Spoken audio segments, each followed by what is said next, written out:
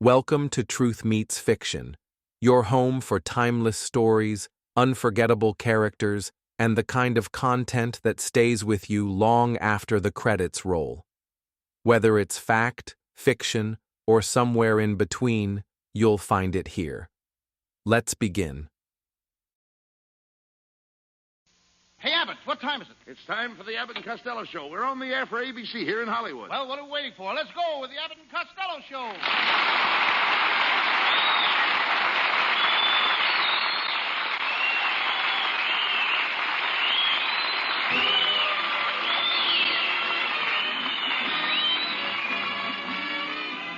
Yes, it's the Abbott and Costello Show, produced and transcribed in Hollywood for your listening and laughing pleasure with chuckles by the carload and music by Matty Malnick.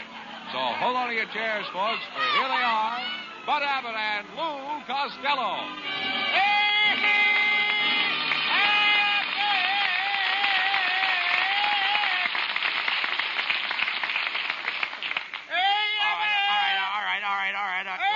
All right, what's all the excitement about? What happened, Lou? Well, Uncle Mike discovered gold on his ranch. Well, good for Uncle Mike. Yeah, he's sending to Europe for some Englishmen with shovels.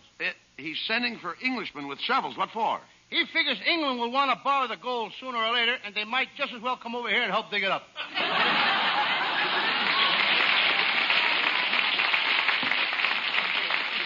Oh, let's face it, Costello. Your Uncle Mike is a moron. Oh, no, he's not. No? He's going to be a great scientist someday. Right now, he's working on a new insecticide. He is? Yes. Last week, he got out his notebooks and locked himself in his laboratory with 10,000 mosquitoes. He released the mosquitoes and was going to write down the mosquitoes' behavior. And what did he write? Nothing. He was so busy scratching, he didn't have time to write. Just as I thought. He's as big a nincompoop as you. No, he's not. Right now, he's crossing a rubber plant with a banana. And what does he expect to get? A girdle you can slide into.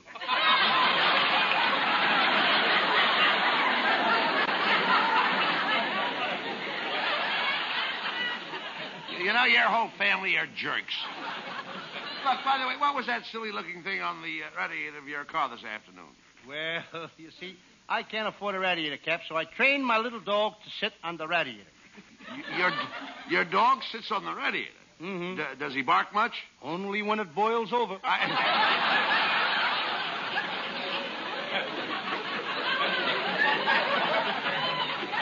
I gotta leave you now, Abbott. I got a job as a babysitter. You a babysitter? Yep. Babysitters are girls. Well, what's wrong with the man? My Uncle Jim Kelly was a sitter. He isn't around anymore, though. He isn't? What happened? While he was sitting, the warden pulled the switch. Oh, get him out.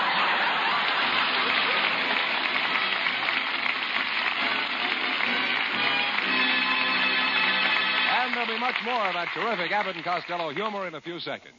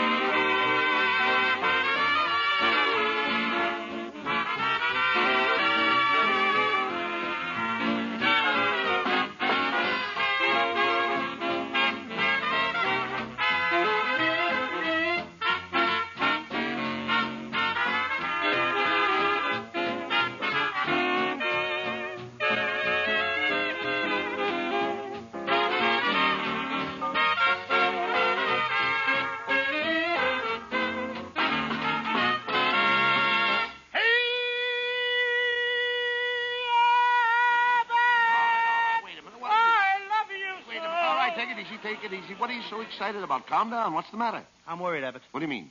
My Aunt May is in terrible shape. Well, what's the matter with her? She's got hallucinations. She thinks she's a taxicab. She thinks she's a taxicab. Yeah. Why doesn't Uncle Mike call a doctor? Why should he? She gets him to work faster than the Sunset Bus. How long has Uncle Mike and Aunt May been married, Lou? Well, it's just 20 years since they went on a honeymoon. Aunt May went to Niagara Falls, and Uncle Mike went to Miami. Wait a minute. You mean they weren't together on their honeymoon? No, Uncle Mike said that a honeymoon is the happiest time of your life, and why let marriage spoil it? Well, it's wonderful to think that your Aunt May and your Uncle Mike have been married for 20 years. Yeah. But really, Abbott, what's wonderful about it? Uncle Mike thought she loved him, but for the whole 20 years she hated him. Hated him like poison. And now they have 17 children. Wait a minute. If she hated him, why did they have 17 children? Well, it was her idea. She was just trying to lose him in a crowd.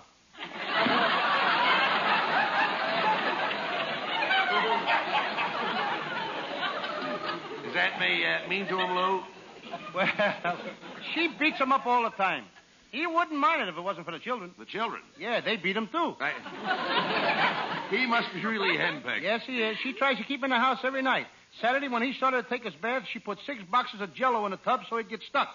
Luckily, it was raspberry, and he ate his way out.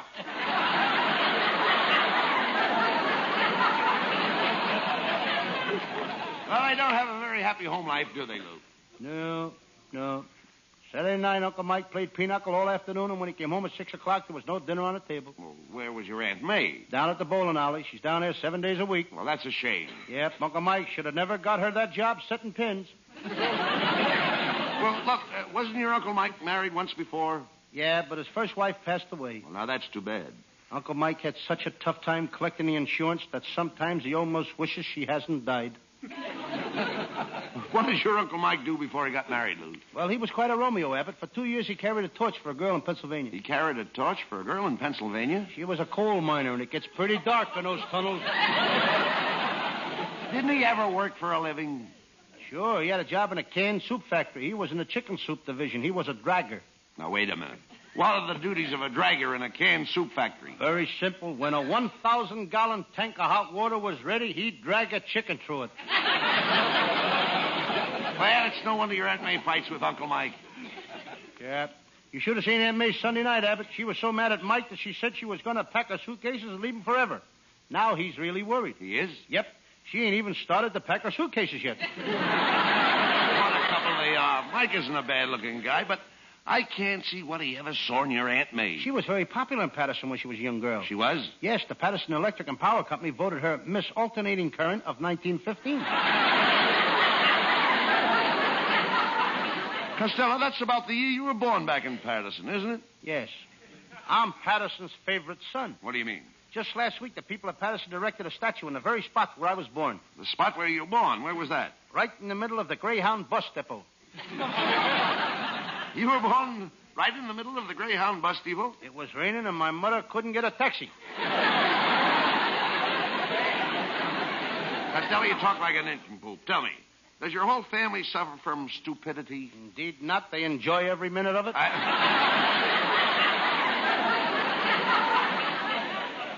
Hey there, Costello. I want to talk to you. Mister, do I owe you any money? No. Mm-hmm. Did I ever give you a tip on any of my horses? No. Have you got a red-headed sister in Chicago? No. Okay, go ahead and talk to me.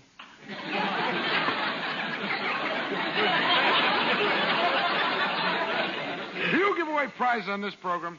Can I win a refrigerator or something? Nope. Well, goodbye. I've got to go hurry over to the Gangbusters radio show. Last week, I got $164 on that program. Wait a minute. Gangbusters don't give away anything. Oh, I forgot to tell you. I'm a pickpocket, too.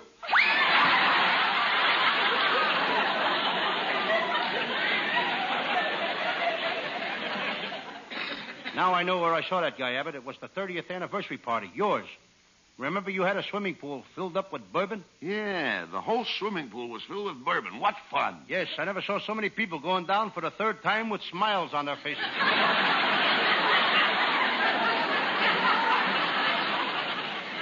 Well, never mind that. The whole town is talking about my anniversary party.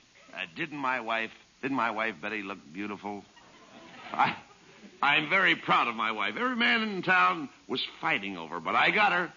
Abbott, you didn't fight hard enough. My wife is a beautiful woman. She hasn't got a wrinkle in her face. She hasn't, huh? Then what are those things? Dents? Costello, you know nothing about women. I don't even know why I even discussed the subject of women with you. Well, it's not my fault, Abbott. I led a very sheltered life. Then I met a lovely little redhead, and I learned about women from her. You did? I'll never forget our first date. We sat on the riverbank in the moonlight. She moved closer to me, then I moved closer to her.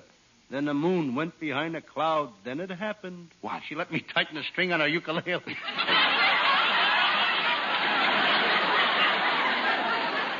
she kiss you, Lou? Yes. Did you like it? Oh, boy. How did it make you feel? How did it make me feel? Yeah. Did you ever stand on a hot buttered waffle and have somebody pour maple syrup down your spine?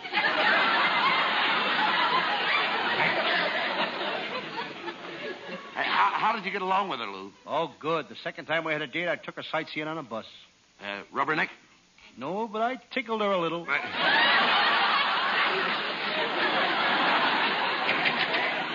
Hello, boys. Hey, look, Costello, it's our secretary, Viola Vaughn. Well, Viola Vaughn. That's my line, Lou. Take it. Well, Viola Vaughn. I understand you bought a new car. How do you like driving in California? Well, it would be. That's it yours. would be. Go ahead.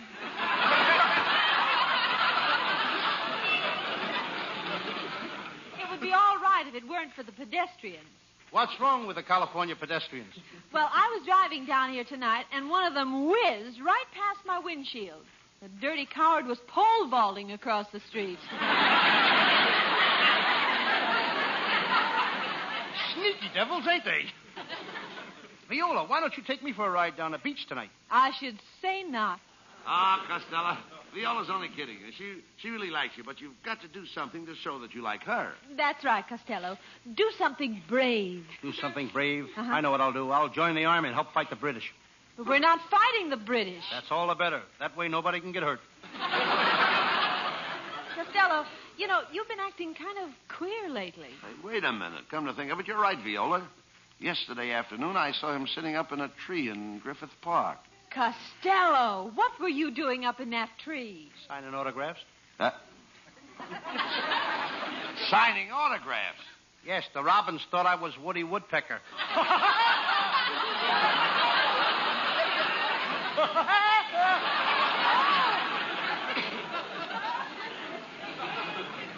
Costello, here's another thing. Why do you always carry an umbrella on your arm?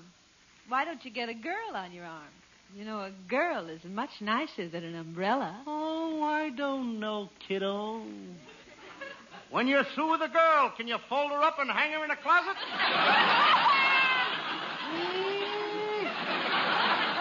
Why, you simple-minded, no-good, low-down... Just a minute, Mr. Abbott. Have you ever stopped to consider that Costello's reasoning capacity and his functional capabilities for logical delineation are coordinated, comprehensive, and negligible? Is it compulsory to you to abuse this poor, moronic, social incompetent simply because the poor slob doesn't possess the mental capacity of an imbecile? But Viola... Just a minute, Abbott. You've had this coming to you for a long time. Let her finish. Continue. Tell him what a slob I am. Viola, Hey! Viola, I can't help it if Costello's stupid. Who's stupid? I want to tell you something, Abbott. I'm always studying, always reading. I just finished a book called When Frankenstein Meets the Wolfman in Dracula's Garden, where the Spider Woman killed the cat girl. What's the story about? Two bums living in the La Brea tar pits.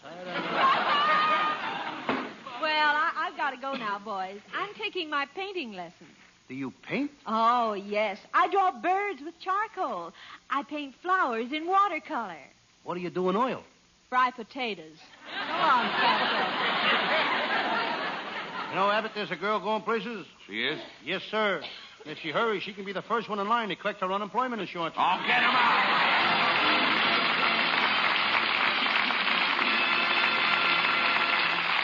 Now, while we take the 60-second intermission, we'd like you to consider this.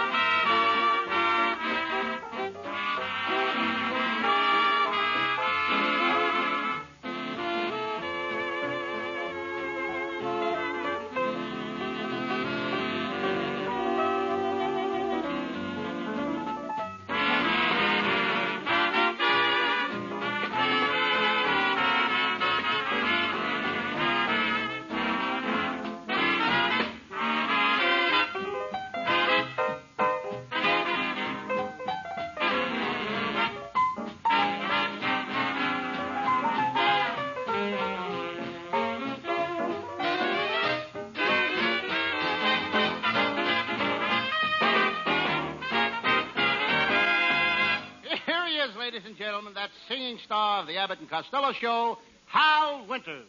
I'd like to sing a song that belongs to the month of January as much as White Christmas belongs to December.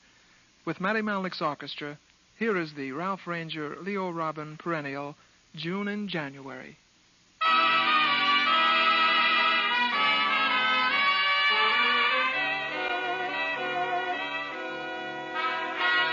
It's June in January because I'm in love. It always is spring in my heart with you in my arms.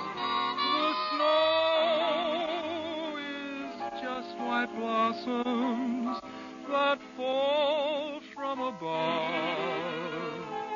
And here is the reason, my dear, your magical charms. The night is cold, the trees are bare, but I can feel the scent of roses in the air. It's June in January because I'm in love, but only because I'm in love with you. The night is cold, the trees are bare, but I can feel the scent of roses in the air.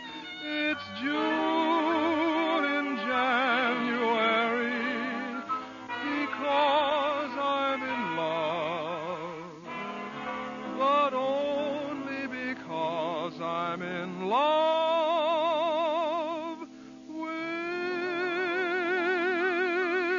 you.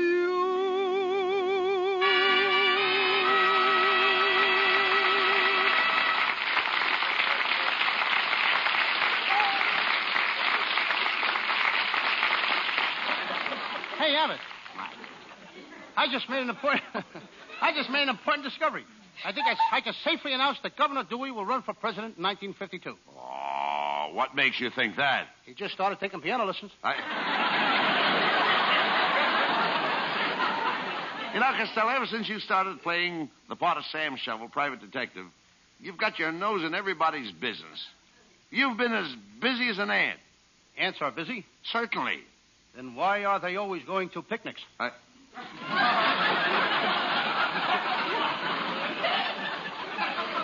Will you talk sense? What is that letter you have in your hand? Well, Abbott, it's another fan letter. Listen to this. Dear Lou Costello, a Sam Shovelly detective, you are the greatest thing on radio. I love your show. But my wife won't listen to it. She says she needs you like she needs a hole in the head. I'm sending her to see you tonight. Mr. Costello, there's a lady to see you. What does she look like? She's a short, fat woman with a hole in her head. Oh, never mind. What is your Sam Shovel detective story for tonight, Lou? I think I'll do one of my old Western cases. I call it the case of the general who opened up a drive-in and was caught selling horse meat, or Custer's last hamburger stand. Well, now you're talking. Let's do it.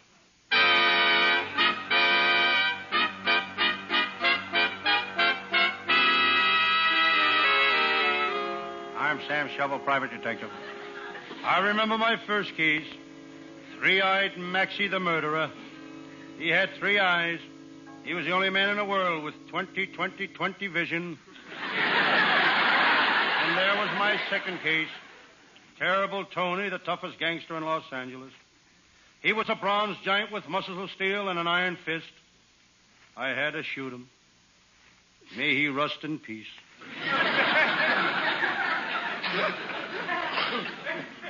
15 years in the detective business takes a lot out of you. But I feel as strong and vigorous as the day I started. Right now, I could tear Superman in half. But I don't want to ruin the rest of the paper.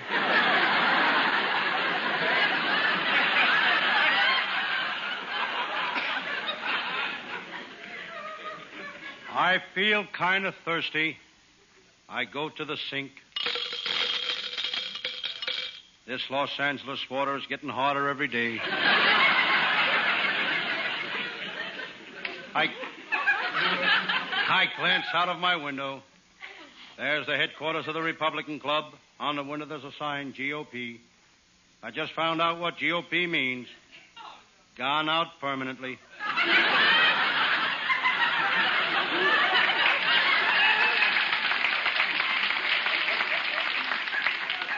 I look down at my desk. There's my new wristwatch. It's a shock-proof, non-magnetic, waterproof watch. The directions say don't take this watch out of the box. Fresh air ruins it. I think I'll give it to my secretary. What a secretary. She got the job the hard way. The hard way. She knew how to type. Lying next to my watch is my shotgun. I decide to see if it's loaded. I pointed at the floor and pulled the trigger. I looked down at the floor. When did I buy open-toed shoes?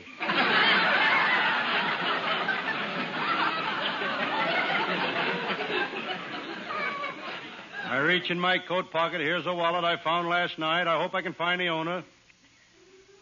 I check to see what's in the wallet. Here's a card. If found, return to Mr. Nichols, Delmar Hotel. Here's a driver's license issued to Mr. Nichols, Delmar Hotel. Here's a birth certificate with the name Nichols.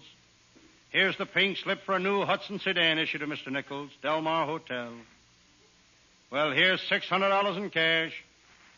Looks like I'll have to keep the money. Serves that guy right. He should carry some identification.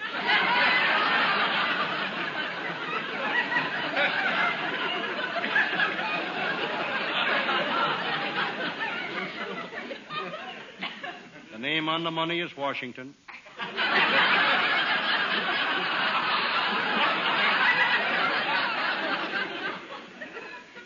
Now, let me see. Oh, yes. It's about time for my pal, Lieutenant Abbott of the Homicide Squad, to show up. Abbott had a pretty tough week chasing crooks. Monday night, he was held up on Main Street. Tuesday night, he was held up on Broadway. Wednesday night, he was held up on Sunset Boulevard. If Abbott would stay out of those saloons, he wouldn't need anybody to hold him up.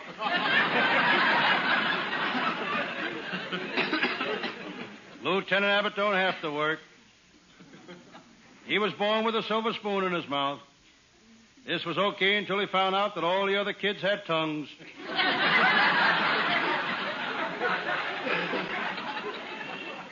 It's not easy to be born with a silver spoon in your mouth. Up to the time Abbott was 19, all he could say was Rogers Brothers, 1847.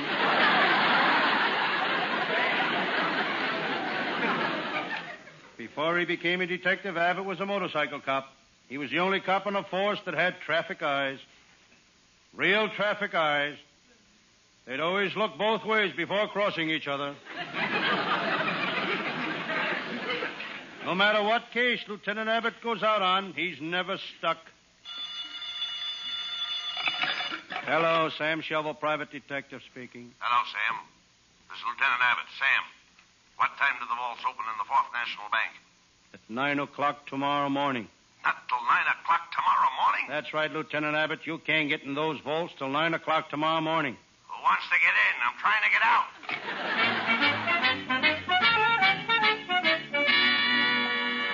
out. Suddenly, my door opened. Sam Shovel. It was my pal, Lieutenant Abbott. He was scared to death. He was perspiring.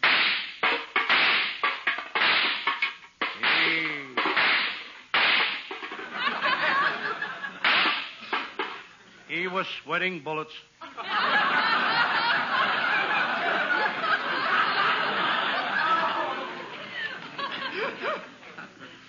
Lieutenant Abbott, how'd you get out of that bank vault? Sam, I'll tell it to you all in a nutshell. Can't you tell it to me here? I don't think we'd both fit in a nutshell. Sam, I've been working on a series of bank burglaries. Monday night, the Kelly gang held up the First National Bank. Tuesday, they held up the Second National Bank. Wednesday, they held up the Third National Bank. So tonight, I was waiting for them at the Fourth National Bank. And you caught 'em? Nah. Tonight they held up the First National Bank again. But enough about myself. Enough about my trouble, Sam. Sam, you don't look good. What's the matter? I didn't get any sleep last night, Lieutenant. A burglar climbed into my bedroom window and made me get out of bed. I stood there shivering in my long underwear. Why didn't you holler for help? He had a gun, and I was afraid to open my trap.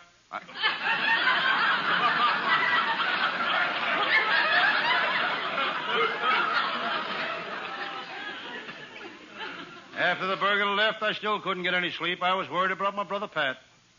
He kept poking his head into my room. Well, lots of guys poke their heads into their brothers' rooms. On the end of a stick?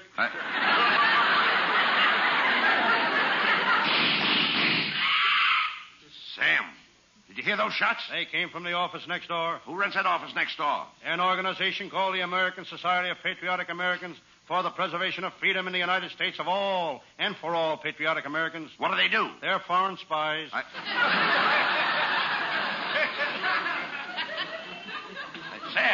Sam, look. There's the guy that did the shooting. He's coming in here. He's got a gun. So this is the place I've been looking for, eh? Where's Sam Shovel, the private detective? What do you want with him? I'm going to kill him. I hate radio detectives. I hate them all. The Thin Man, the Fat Man, Ellery Queen. But most of all, I hate Sam Shovel. I'm going to gouge his eyes out. I'll fill him with lead. Now, who are you? Oh, I'm just an ordinary policeman. Yeah? Honest, mister, I'm not a radio detective. And you? Who are you, fatso? Well, I'm, I'm, don't stand there, Rabbit. Hand me my cookbook. Cookbook? Who are you? Don't you recognize me? Mary Margaret McBride. Oh, so you're the one that gives out those recipes, huh? Mm-hmm. Well, if there's anything I hate worse than radio detectives, it's those recipe programs. I'll kill them all. I'll kill them like a hare.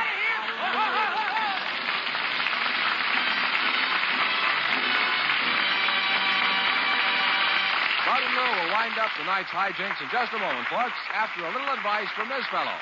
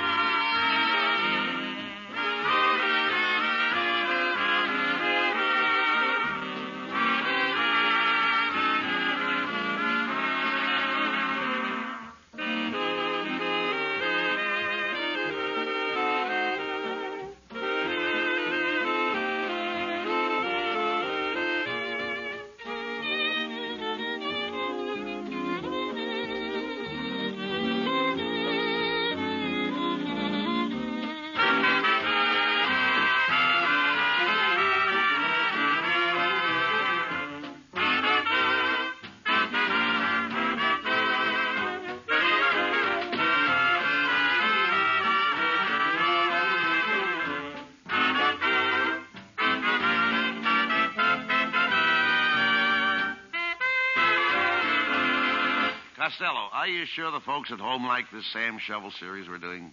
Oh, certainly, Abbott. Listen to this letter. Dear Lou Costello, other radio detectives get you to listen, expecting something big on their shows. Then in the end, they have nothing. You never disappoint the listener. You have nothing right from the start.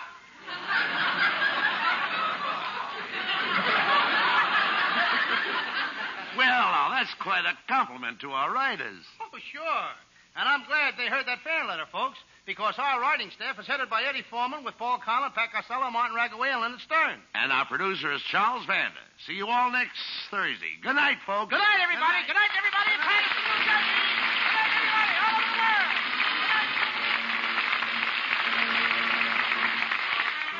Listen each Thursday night at this time for another great Abbott and Costello show, produced and transcribed in Hollywood. Be sure to stay tuned for the outstanding entertainment which follows throughout the evening on this ABC station.